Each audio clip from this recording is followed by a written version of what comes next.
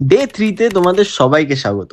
আজকের ভিডিওটা একটু মস্তি আর একটু ইনফরমেটিভের মিক্সচার হবে, তাই লাস্ট অবধি অবশ্যই দেখো। ঘুম থেকে উঠেই আমার প্রথম কাজ হচ্ছে মিল নেওয়া।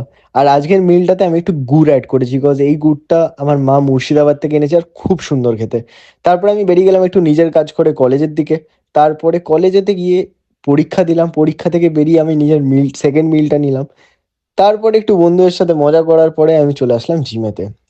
জিমে ঢুকে দেখি আমার পিনাট বাটার চলে এসেছে। আর কালকে যেহেতু আমি আর্মস খুব ভালোভাবে মারতে পারিনি, তাই আজকে প্রি ওয়ার্কআউট দিয়ে চালু করলাম। আজকে মারার ছিল চেস্ট আর শোল্ডার।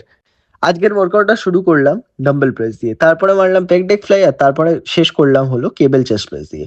এর মধ্যে কেবল চেস্ট প্রেস আর পেক ডেক ফ্লাইটা হচ্ছে আইসোলেশন মুভমেন্ট, আর ডাম্বেল প্রেসটা হচ্ছে কম্পাউন্ড লিফট। শোল্ডারের জন্য দুটো লিফট করলাম, যেটা হচ্ছে ল্যান্ড মাইন প্রেস আর সাইড ল্যাটারালস।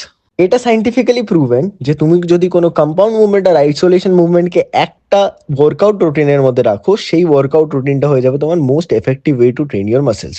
কজ কম্পাউন্ড লিফট তোমার পুরো বডিকে একসঙ্গে এঙ্গেজ করে পুরো বডিকে ওয়ার্ম আপ করবে, আর আইসোলেশন লিফট ওই পার্টিকুলার মাসেলটাকে টার্গেট করে পাম্প করাবে, যেটা তুমি ফোকাস করতে চাইছো।